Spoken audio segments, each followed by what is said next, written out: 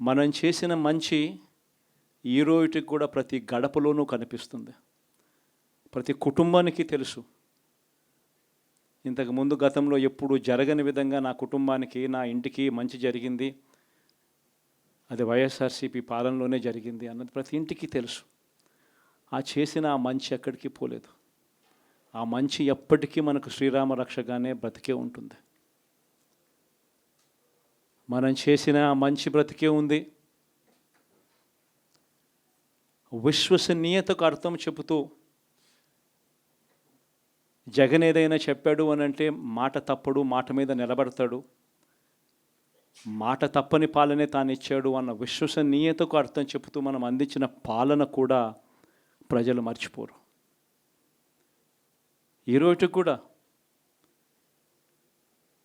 ఈరోజు ప్రతిపక్షంలో ఉన్నా కూడా నేను చెప్తా ఉన్నా, గర్వంగా కూడా చెప్తా ఉన్నా, ఈరోజుకి కూడా జగన్ అబద్ధాలు ఆడడు, జగన్ మోసం చేయడు.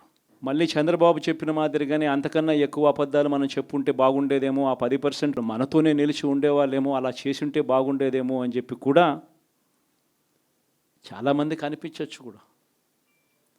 మరీ జగన్ ముక్కుసూటి మనిషి, మరీ జగన్ రాజకీయాలలో మరీ నిజాయితీగా ఉంటాడు, ఇంత నిజాయితీగా ఉండడం కరెక్ట్ కాదేమో అని. కానీ ఒకటే చెప్తా ఉన్నా, ఓడిపోయిన పర్వాలా, అధికారం కోసం అబద్ధాలు చెప్పడం, అధికారం కోసం మోసం చేయడం ధర్మం కాదనే, న్యాయం కాదనే జగన్ ఎప్పుడు నమ్ముతాడు.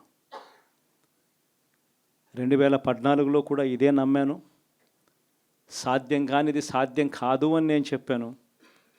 చంద్రబాబు నాయుడు ఏమో వ్యవసాయ రుణాలు మాఫీ దగ్గర నుంచి అన్నీ కూడా చేస్తానని చెప్పి, ఆ తర్వాత మళ్ళీ 2019 వచ్చేసరికి చేయక ప్రజలు రెట్టించిన ఉత్సాహంతో మళ్ళీ మనల్ని తీసుకొచ్చారు. మళ్ళీ ఈరోజు కూడా అదే జరుగుతుంది. 2029 వచ్చే నాటికి వచ్చేసరికి చంద్రబాబు నాయుడు చెయ్యని హామీలను, మోసం చేసిన పరిస్థితులను ప్రజలు ఏ స్థాయిలో గుర్తుపెట్టుకొని మళ్ళీ మనల్ని ఆశీర్వదిస్తారు అని అంటే, చంద్రబాబు నాయుడుకు సింగిల్ డిజిట్లలోనే నెంబర్స్ వచ్చే పరిస్థితి కూడా ఆ రోజు కూడా దూరంగా లేదు. ఇది వాస్తవం. ఈరోజు మనం చేసిన మంచి ఎక్కడికి పోలేదు. మనం విశ్వసనీయతతో చేసిన రాజకీయాలు కూడా ఎక్కడికి పోలేదు. ప్రజలకు మళ్ళీ దగ్గరయ్యే కార్యక్రమాలు, ప్రజలకు తోడుగా ఉండే కార్యక్రమాలు, ప్రజల తరపున పోరాటం చేసే కార్యక్రమాలు కూడా జరుగుతాయి. అసెంబ్లీలో బహుశా మనం చేయగలిగింది తక్కువే ఉంటుంది. ఎందుకంటే మనకు వచ్చిన సంఖ్యాబలం కూడా చాలా తక్కువే. పైగా కౌరవ సామ్రాజ్యం లేకపోతా ఉన్నాం. ఏకంగా స్పీకర్ పదవికి తీసుకోబోయే వ్యక్తి ఎంత సిగ్గు లేకుండా సోషల్ మీడియాలో వైరల్ అవుతా ఉంది వాళ్ళు మాట్లాడుతూ ఉన్న మాటలు. ఒకడంటాడు జగన్ ఓడిపోయాడు, ఇంకా చనిపోలేదు అని ఒకడు అంటాడు, ఇంకా చావలేదు అని ఒకడు అంటాడు, ఇంకొకడు అంటాడు చచ్చేదాకా కొట్టాలి అని ఇంకొకడు అంటాడు. నిజంగా ఇలాంటి కౌరవ సామ్రాజ్యంలోకి మనం పోతా ఉన్నాం. ఆ వ్యక్తి ఇప్పుడు స్పీకర్ కాబోతున్నాడట.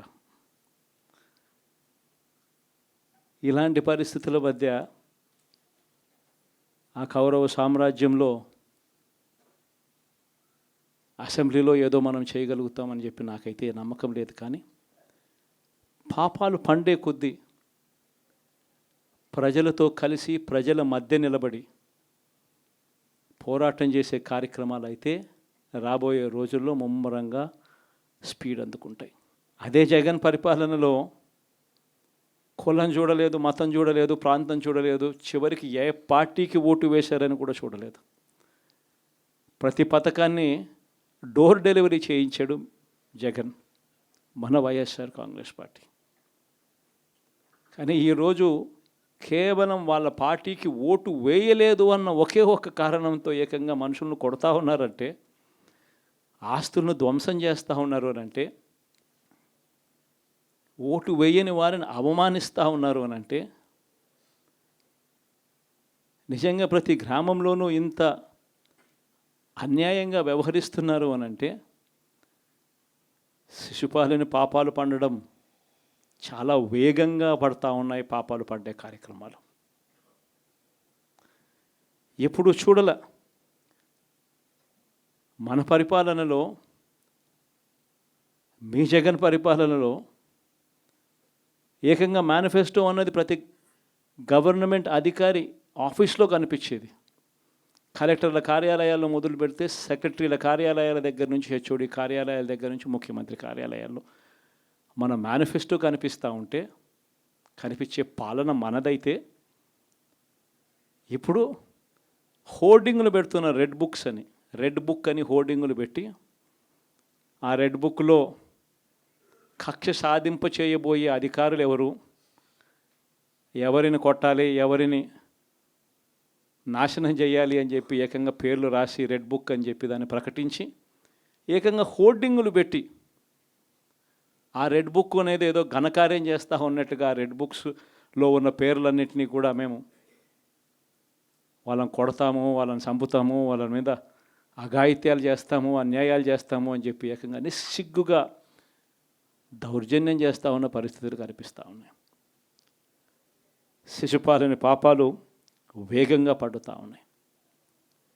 మొట్టమొదటిసారిగా కేంద్రంలో కేవలం 272 స్థానాలకు 273 స్థానాలకు గాను మెజారిటీ రావాలనంటే 240 స్థానాలకి వచ్చి ఆగిపోయింది బీజేపీ. 240 స్థానాలకి ఆగిపోయిన పరిస్థితులు మొట్టమొదటిసారిగా కేంద్రంలో ఉన్న పార్టీకి పూర్తి మెజారిటీ లేదు. 240 స్థానాలకి ఆగిపోయిన పరిస్థితులు. మరో పక్క చంద్రబాబు నాయుడు గారికి 16 స్థానాలు అంటాడు.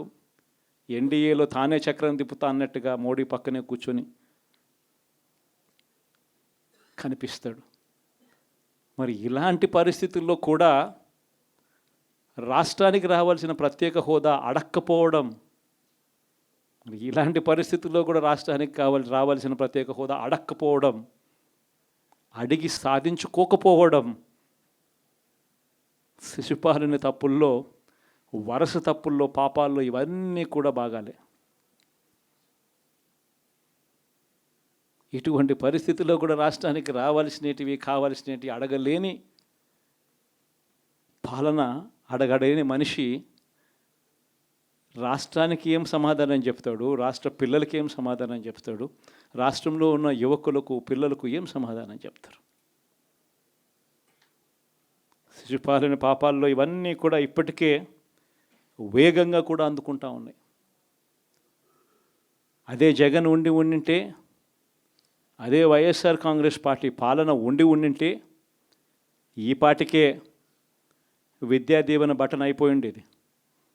జనవరి, ఫిబ్రవరి, మార్చికి సంబంధించిన క్వార్టర్కి సంబంధించిన Vidya Deevena fee reimbursement pending. అదే జగన్ ఉండింటే ఏప్రిల్లో ఇవ్వాల్సిన Vasathi Deevena first instalment pending.